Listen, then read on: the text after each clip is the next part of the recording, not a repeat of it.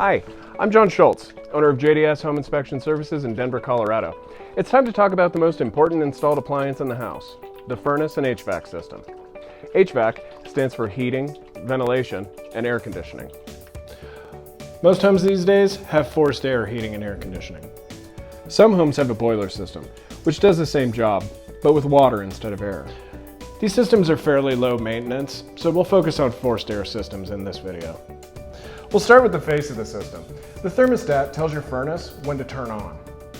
It has a temperature sensor that detects when the air around it is above or below the temperature you set it to. Too low and it tells the furnace to kick on. For what they are, furnaces are actually quite simple machines. They have a blower, a heat exchanger, and an AC unit. The blower is literally just a fan that pulls air in from the air intake vent, through the filter and into the furnace. In heating mode, that moving air is heated by the heat exchanger and then pushed to the HVAC registers distributed throughout the home via the air ducts. In cooling mode, air from the blower bypasses the heater and moves through the AC system, which is filled with refrigerant lines that are cooled by the exterior AC condenser unit.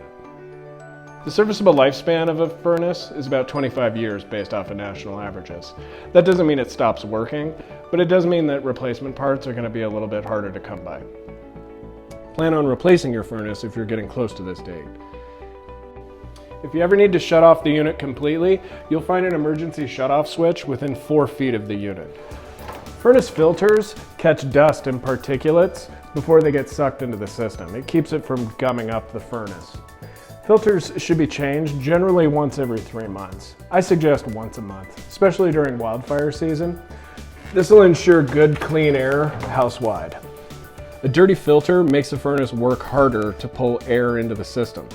This can overtax the blower and shorten the lifespan of your furnace. Change your filter more often if there have been any renovations in the home or wildfires in the area creating poor air quality. As far as keeping these guys operational, it's a good idea to have them serviced and cleaned annually, just as part of regular home maintenance. A good time to do this is in the fall, just before heating season starts. You don't want your furnace going out on you on a night that's 10 degrees below zero. On the outside of the home, your AC condenser unit is an important part of your air conditioning system. It could use some occasional maintenance as well. It may look like just a box with a fan inside, but this unit cools the refrigerant that feeds into your air conditioner. Insulating the coolant lines keeps the refrigerant cold as it's transferred. The insulation breaks down over time, so it's important to keep an eye on it. The AC condensers should be kept clear of weeds, dust, and debris. They need to be able to breathe in order to properly cool the refrigerant. The walls of these units include a network of delicate aluminum fins. These are easily damaged, so be careful with them. Gently comb away any debris with a condenser fin comb. Also try to keep pets away, as animal urine can degrade the aluminum like acid. Never use a pressure washer to clean these. You'll actually fold the fins over and damage them. You'll find yourself shopping for a new AC condenser unit. Covering the unit in the winter when it's not in use is a good idea to protect it from winter elements. Energy Star suggests keeping your thermostat set to 68 degrees in the winter months for optimum energy efficiency and comfort. You'll see about a 10% drop in your utility usage if you consistently lower your thermostat to 60 degrees at night or when you're not at home. Furnaces have a lot to do with the overall energy efficiency of the house.